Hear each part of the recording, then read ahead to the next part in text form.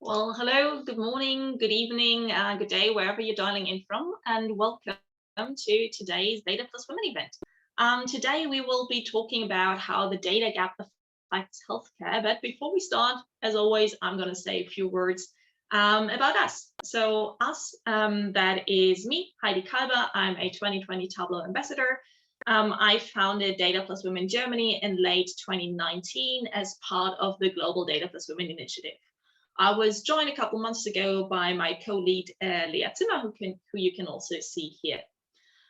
So what is Data Plus Women Germany? We are an initiative of aiming to offer women a community around their work in data. So we want to offer a platform where women can share their knowledge and successes, their experiences. And while the initiative originated within the Tableau community, we are absolutely open to people from all backgrounds. And I do mean all backgrounds. So we are not just aimed at women, but at people of all genders. We are all united under one common goal of advancing diversity in the data community. We are hoping to offer a platform to all minorities, whether that be gender or age or language or ethnicity or academical background or any other kind. We want to help people find a secure foothold in the world of data, build their network, discover opportunities. It's best said in the words of Emily Kuhn. She said it's data plus women, it's not data minus men. And with that being said, we have Salmina Guivala today, who will talk about data through the lens of men, how the data gap affects healthcare. As always, we will have a brief Q&A afterwards, and I will let you know the date and time and topic of the next event, which I'm also very excited about. And we will open up for some networking, so feel free to stick around. And with that, all I can say is it's absolutely fantastic to have you all with us. Have a lovely evening, and over to you, Salmina. Thank you. I only have to still share my presentation, and we're good to go, I guess. So can everybody see it? Can you just, Heidi, can you give me a quick nod if everything is up to par now? I can only see half the screen. Yeah, for some reason. How about now? Yeah, perfect. Okay, great. So yeah, the topic today will be data through the lens of men, how the data gap affects healthcare. And of course, for everybody who's interested in data, the data gap is probably something that you've heard about. It has played an increasing role in sciences across the board, but it plays a huge role in healthcare. So what we're going to be talking about today basically is healthcare disparities. And talking about healthcare disparities, I can say a little bit about myself. So as Heidi introduced me, my name is Salmina Guivala. The J stands for Jose, by the way. And I'm a 25-year-old sixth-year med student. So basically, I'm going to be finishing up med school this fall. And ever like growing up as a child of color and as a woman of color, I've experienced healthcare disparities firsthand, being mistreated by doctors, experiencing racism by doctors. And that was basically what motivated me to like get into medicine. I always knew that I kind of wanted to be in the medical field, and now I kind of ended up being a doctor. And I had this like idealized view on doctors that I don't know where it came from. I don't know, but I might have watched a bit too much TV as a child. But I've always looked at doctors as kind of like these people who have like a very personal relationship with their patients and kind of like individualistic care and like really taking care of my patient as a human being. And then when I got into med school, basically, I experienced that that isn't anything that you're going to learn from med school. It's mostly just getting the knowledge into your brain, and it's mostly algorithms, and there's not much space for talking about healthcare disparities. And talking about them is kind of the premise for this presentation or this talk, because most people think this is something that is like, oh, social studies, we're talking about social justice, we're not talking about anything real, we're talking about kind of like the feelings of people of color or minorities. When really there have been many studies about healthcare disparities. For example, this one that showed that 5-year survival rates for malignant melanoma in Black people are only 66.5% versus 92.5% in white people. So what does that mean for me as a doctor? If I diagnose a Black woman with malignant melanoma, I have to tell her that there is a significant chance of her not surviving the next 5 years. Whereas if I tell that to a white patient, it looks very differently. Actually, it's the same for cancer, all cancers across the board. So breast cancer, lung cancer, prostate cancer. African Americans have the highest mortality rates for all cancers, even if you adjust to socioeconomic background and healthcare plans. So there's often an excuse that is used in healthcare to say, oh, maybe it's just a socioeconomic background influencing these people. And something that hit very close to home for me was the Guivala study, which is a study that accompanied 400 Black women suffering from lupus being an autoimmune disease that affects mostly your skin, but also your organs, such as the heart and the kidneys. And one thing that they measured was vicarious racism stress, which is not a racism that you experience firsthand, but secondhand. So through the media, through news, through friends and family. And they actually were able to show that women who said that they had a high level of vicarious racism stress had worse outcomes. So they had a higher mortality rate and also higher disease activity scores. So basically they had worse symptoms than white patients or patients who didn't experience racism. And you could already, again, you could say, yeah, this is like probably just how they're feeling, but they were actually also able to show that these women had elevated levels for stress enzymes such as CRP or interleukin-6. So where did that leave me? After 6 years of studying medicine, learning that there isn't much space for minorities or talking about disparities. This is how I look after 6 years, disillusioned. And I've been kind of taking it up on myself to just talk about these things. So as I said, the premise for this talk is we do have these healthcare disparities, and now we have to find out where they come from. And one huge factor is the gender data gap. So let's just have a quick definition of the gender data gap. Basically, it's a lack of medically or socially relevant data that describes a certain sex or gender. We already have the first problem here, which is the conflation of the terms sex and gender. So sex and gender are often used interchangeably, especially in medical studies, when really those are two different things. Sex is a binary classification, as we know it, male or female. It's most of the time based on chromosomal composition, so the XX chromosomes or XY chromosomes, or the reproductive organs somebody is born with. Whereas gender is a range of characteristics, so it's a spectrum. You could assign femininity or masculinity to either side of the spectrum.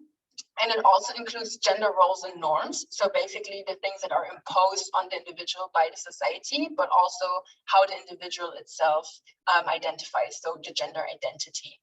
I think where this is probably commonly known is for trans people who are assigned a certain sex at birth, which they don't identify with. So their gender identity and their gender is a different thing.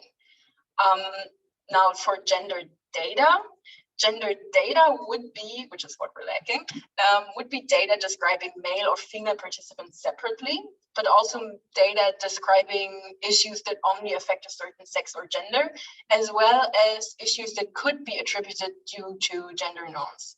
And the last thing is kind of a bit, I think, the fuzzy term, because, you know, when you do a study, can you really tell if it's due to a gender norm or are there other factors involved?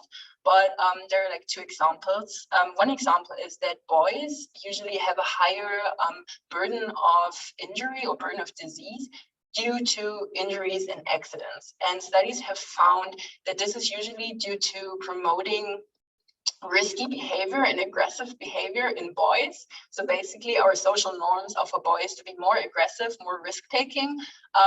One example is when it comes to alcohol consumption. So boys usually consume more alcohol and therefore have a higher burden of disease due to alcohol-related accidents.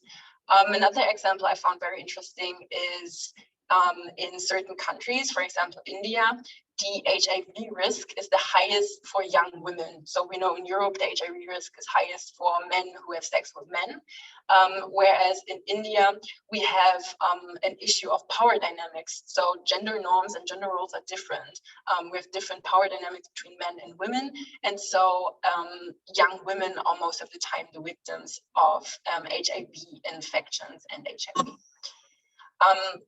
Now, talking about data gaps, we're lacking data, and then there are some fields where we're lacking more data than others. And I've just brought these to kind of get into the topic. So this has been evaluated by Data2X. Some people might know this foundation. It was a startup that was founded to facilitate the collection of gender-related data in the US. And they found out that we're lacking, especially in violence against women, mental health, the cause of death in women, which is very interesting because you would think that in like Western countries, you usually know a cause of death is usually not a mystery, but studies have actually shown that women are far more likely to have unclear deaths reported than men. Also the utilization of health services by women. So this is also very important. Do women go to the doctor? Do they get administrated to inpatient care? And then also adolescent health and aging populations. So basically we don't know anything about women who are very old or women who are very young. And sexual and reproductive health and rights, which of course is a very sensitive topic that often gets ignored. And then also disability, causes of disability in women. This is something that goes along with mental health because in women, most of the time, the reason for disability is mental health issues. So we're talking about a problem, obviously, that we want to solve. And I always think that solving problems goes along with finding out what the cause of the problem is. So the first thing that causes the data gap is, and it might sound a little polemic, but it's patriarchy, basically. So one thing is, of course, if you conduct a study, if you design a study, you go into it with the belief and the belief system that you've grown up with. And we've all been growing up in patriarchal systems, even though in recent times we've developed into like a more liberal society, still for hundreds and hundreds of years, we have been a patriarchal system. So basically, researchers already bring this belief system into the research they're doing. And even though we might want to believe that data is just data, really, we all know the minute that you form a hypothesis on your study, you're already bringing in your belief system.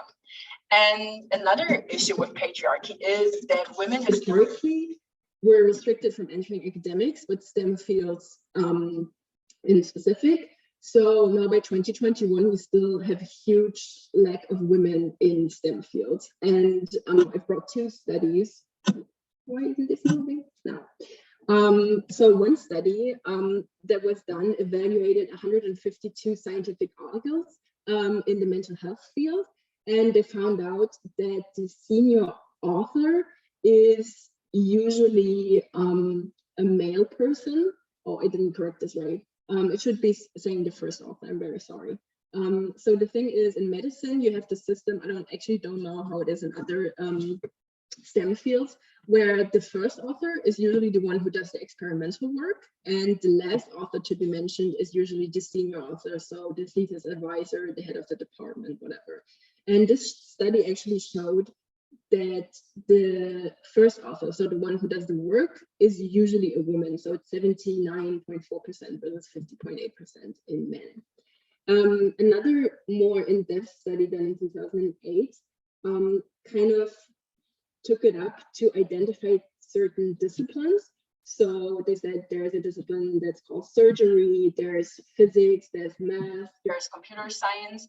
And they looked into how many of the articles published in a certain discipline are done by women. And they found out that from the 115 disciplines that they identified, 87 of those had less than 45% female authors. So less than half of the work was done by female authors.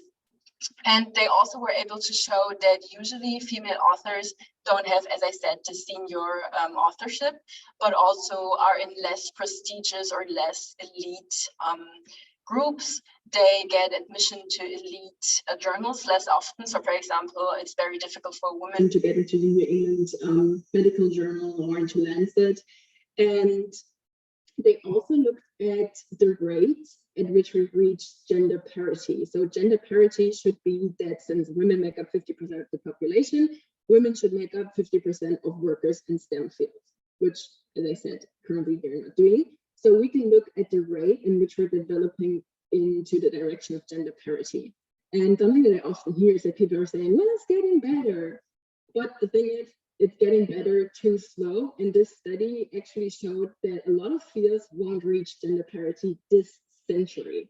So for example, math, physics, computer engineering, they won't reach gender parity this century. So we're going to be waiting for a long time. And funny thing is, they actually showed that they were the first study to even look at the rates of how we reach gender parity. So there we are again with the lack of studies on gender data. And another thing that we often also hear is, well, the women aren't there, they're not putting the work in. So, they don't get senior authorship, they don't get promoted.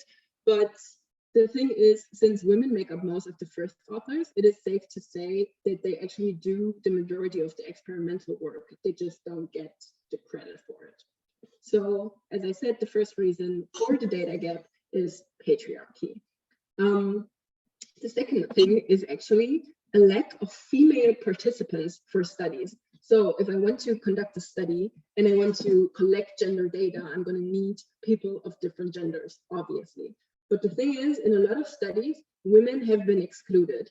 There was basically a landmark decree in 1977 done by the FDA after the thalidomide scandal, which some people might know under the name of Contagan.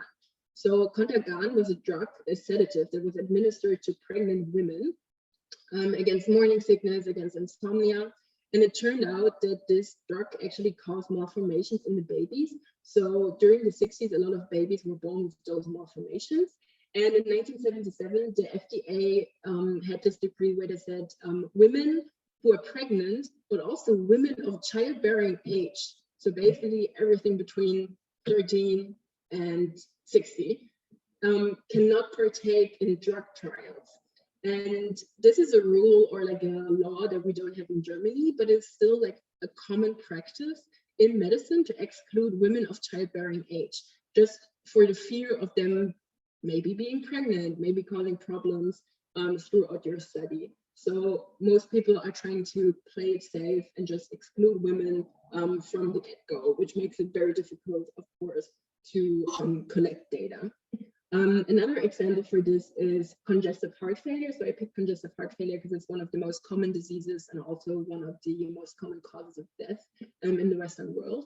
And they showed that landmark trials that were done between 87 and 2020 actually only had 25% female participants, even though congestive heart failure is a disease that women suffer from more often. So what we see is we can't have any gender data because we don't have people of different genders. We only use men for trials. And the last reason why we have the gender data gap is the lack of disaggregating data by gender.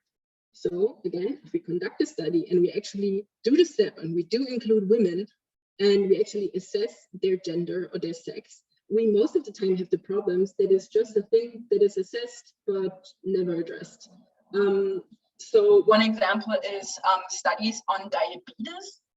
There was a study done, or like a review done by Day et al. In 2019 that showed that of 155 studies on diabetes, so patients who suffer from it, 97% actually asked for the gender of the participants, but only 30% of them actually had an analysis plan dealing with this gender. So basically, they were asking for it, but they were never planning to do anything with it.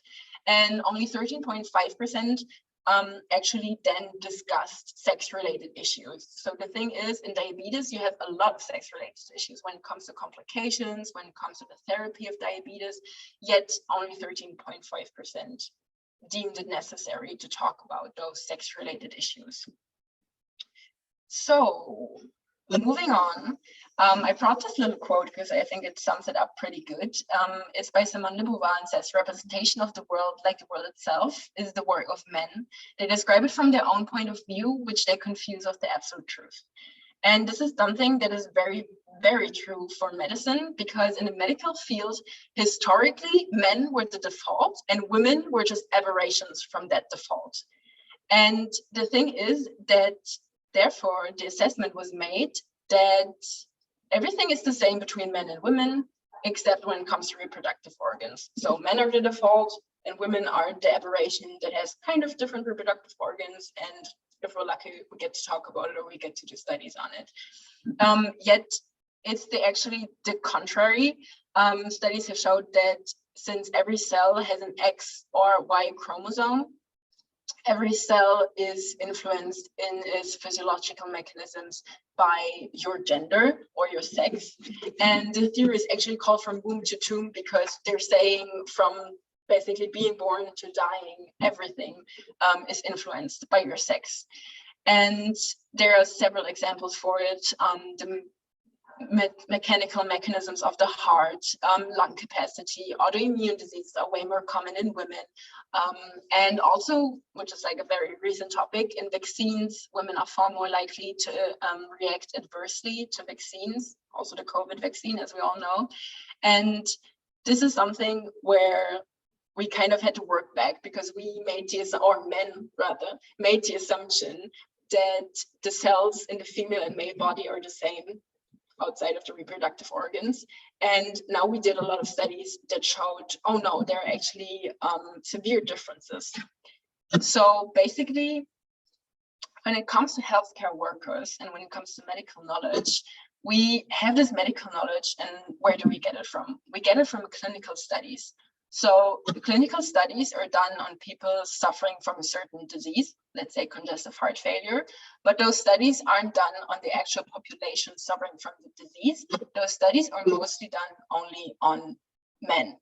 So now we have these studies, we identify pathomechanisms of the disease, the causation of the disease, and then consecutively maybe therapy options. And we get this medical knowledge that is only derived from a male or a majority of male population in those clinical studies.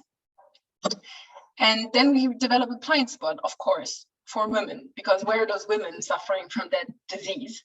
And medical knowledge mostly is collected in guidelines. I don't know if everybody knows about this, but usually you have certain guidelines that you as a doctor should follow, and those are derived from clinical studies and then put together by certain committees of doctors and scientists, basically. So an example for those guidelines being developed only by studies done on men is this CRTD therapy. It's called electrical resynchronization therapy, and it is something that is done to prevent sudden cardiac death. So if a person has a structural heart disease, they get this little technical device that is implanted that is basically a portable defibrillator and keeps them from having a heart attack and stroking out. And those CRTDs were developed on a majority or on a study population that was mostly men. And in recent years, it has been found out that the technical settings that were developed from these studies actually do not apply to women. And if you adjust certain thresholds, you can increase women's rate of survival by 76%. So basically, they had these CRTDs, they tried them out on men. They were like, this is fine. Those are the settings. Those are the default settings that you put them in, and the patient's going to be fine. And then you found out if you adjust them by only 10 milliseconds, you can increase the rate of survival by 76%. That's ridiculous. That's such a little thing to do. And it's actually a work in cardiology. It's actually something that only takes you a few seconds to adjust. And therefore, the thing is just, I am this person in the middle. I am the person between the medical knowledge that I learn in school that is derived from only men, but I do not only treat men, I treat men and women. And this is kind of like the point, like the bottleneck where mistakes happen. And there's actually a name for it. It's called the Jensen syndrome. It's named after a Barbra Streisand movie, I think. And the Jenschel syndrome is the failure to correctly diagnose women due to the lack of typically male symptoms. Something that I think a lot of people have heard about is it in heart attacks. So if you think about somebody having a heart attack, you probably have this picture in your mind of like this chubby banker dude who's like grasping his chest and like his left arm is hurting and he's like in a lot of pain. And the thing is, we use these symptoms and algorithms, and really only 1 in 8 women have typically male symptoms. So women usually present themselves with less pain and more stomach pain, nausea, fatigue, and also breathlessness. So you can imagine yourself, you're a doctor, you're in the ER, you have a patient that's coming in and he says, my heart is hurting, my left arm is hurting. You're going to be like, get an EKG, get into the operating room. Whereas if there's a woman coming in and she's like, I'm short of breath, I feel kind of nauseous. And I think every woman has had that moment where they go to the doctor and they have symptoms and the doctor is like, you should reduce stress. Maybe it's your cycle, and you get sent home. And the thing is, these symptoms are used for algorithms. So if a patient comes in and he says, I have 1, 2, 3, 4, 5, I know what to do next. But since female symptoms aren't included in these algorithms, usually they get misdiagnosed. And so when it comes to heart attacks, women with heart attacks have twice the mortality rates than men do. So whereas women suffer less from heart attacks, usually if they have a heart attack, they're twice as likely to die from that heart attack. So basically, if we talk about a problem, I'm always a huge fan of talking about solutions and perspective. So what can we do to basically address this gender data gap? One thing, of course, is, as I talked about, not only the assessment of data, but also disaggregation of data by sex and gender, and then actually discussing it in your study and what kind of role it plays. And something that I find very interesting is that in recent years, especially like the Data to X Foundation that I've already mentioned, they have been combining traditional data collection, so data that they might have already had, data that is collected through clinical studies, with technological advances in data collection. So apparently, I don't know, women use their phones more. So therefore, certain data collection techniques that go via your smartphone work better on women, are actually able to collect more data from women. And then the next thing, of course, is the individualization of guidelines or medicine in itself. So we have this default patient, as I said, that is like this 70-kilo male that doesn't even really go for most male patients that I see. And we need to develop sex and gender aware guidelines with specific algorithms to women and also non-binary people, people who are on the spectrum, people who don't assign to a certain sex or gender or whatever.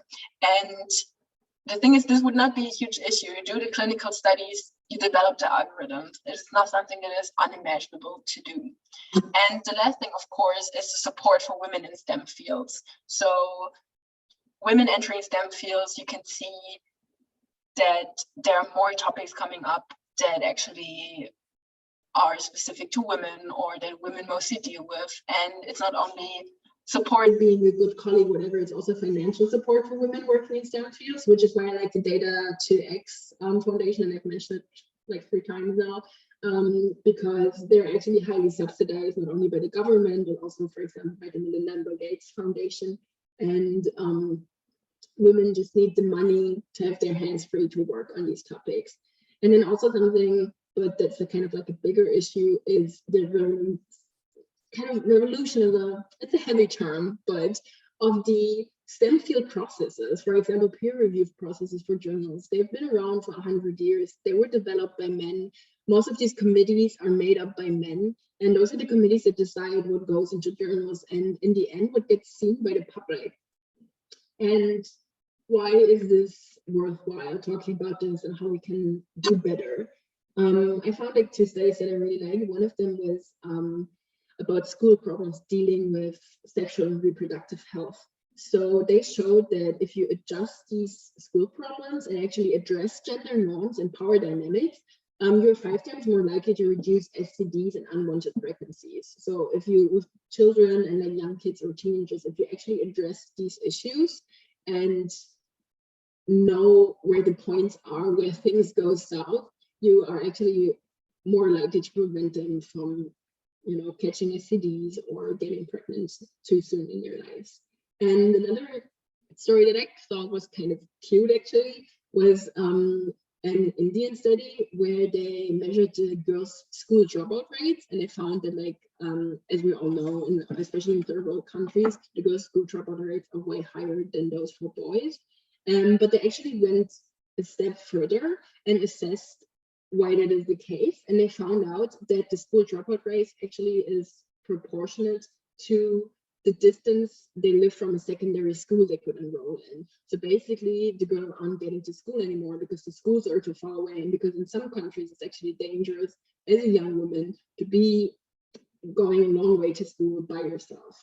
And the solution was that the Bihar government started subsidizing bicycle purchases for girls. So basically, they gave girls money to purchase bicycles, or they even bought them for them and brought them to them. It was called the Girls' Bicycle Education Scheme, and I like the term scheme in this case. And they actually were able to increase girls' enrollment in secondary schools by 30%. So something that really didn't cost the government a lot of money actually had a huge impact on those girls' lives. And as we all know, education is the first step to kind of like work yourself out of a situation.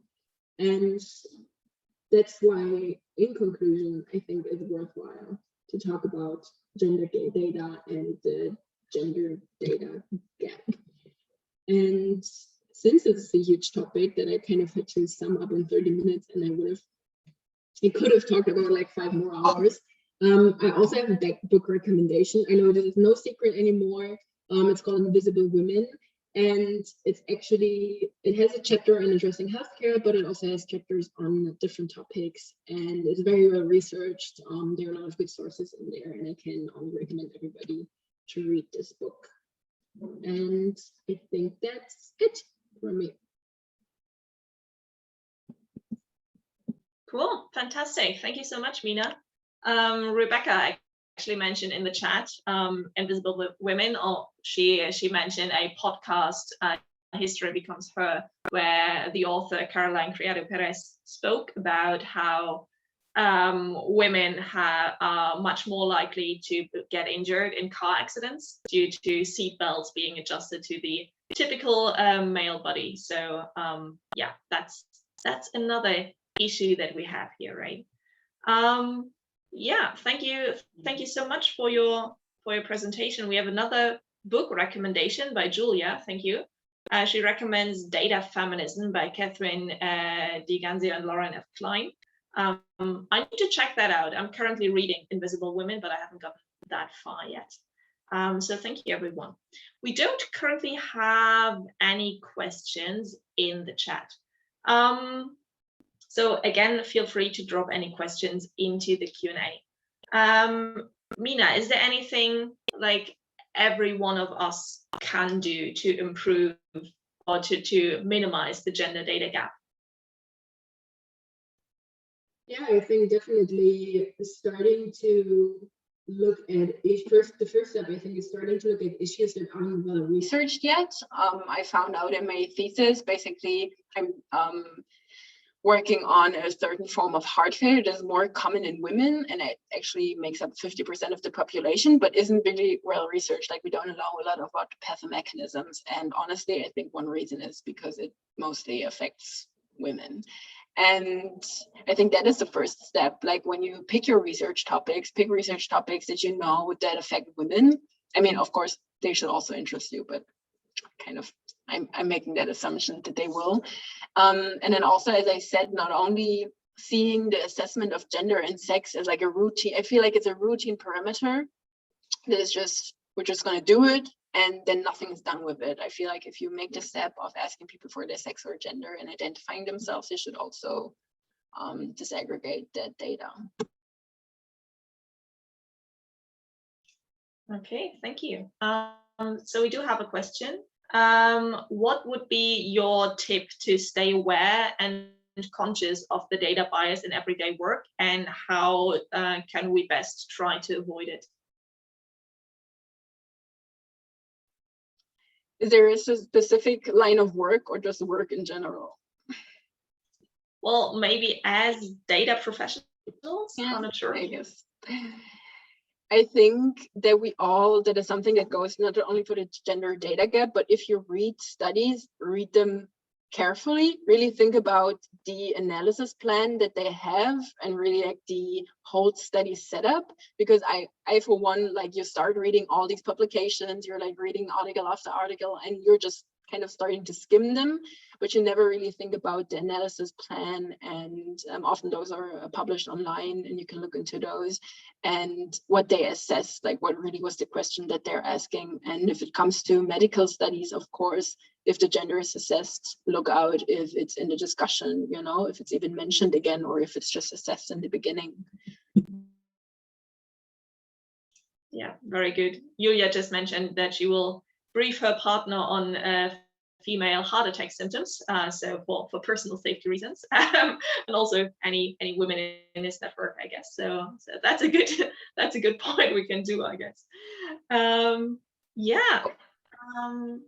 Can I add something also for everybody who's reading Invisible Women? Actually, there are a lot of everyday examples for, as somebody mentioned, the thing with the car accidents, but also how one thing I found interesting is how office heat is often set to male core temperature. So most of the women are just freezing in offices, which I'm one of. And I feel like if you read Invisible Women, you kind of get a new lens, because there are a lot of everyday examples in there on how gender data gap affects us in day-to-day life. Yeah, absolutely. Well, thank you so much. This has been really enlightening. I mean, scary mostly, but also very enlightening. So thank you for educating us all and for being a spokesperson on this topic. With that being said, I guess if we don't have any further questions, I will just share my screen again to announce our next topic. So our next event will be on September 28th. So again, always the last Tuesday of the month, starting at 6 p.m. Central European Time. And we will have Julia Büchting talking for us, and she will talk about her topic from building sculptures to building dashboards, how she changed careers from art to data art. And you can RSVP under the link below. I will also send that in the follow-up email as always. You will also receive the link to today's recording in the next follow-up email, so that will be sent out, I mean, probably sometime next week. So you can definitely all rewatch this or share the recording with your friends. And with that being said, I'm happy to invite everyone for some informal networking. So I will stop the recording in just a second, and we'll make you all panelists. So whoever wants to stick around for some discussion or further questions afterwards, please feel free to do so. Before we do that, thank you again, Mina. This has been fantastic. Thank you for talking to us. Thank you everyone for coming, and I'll see you all on the other side.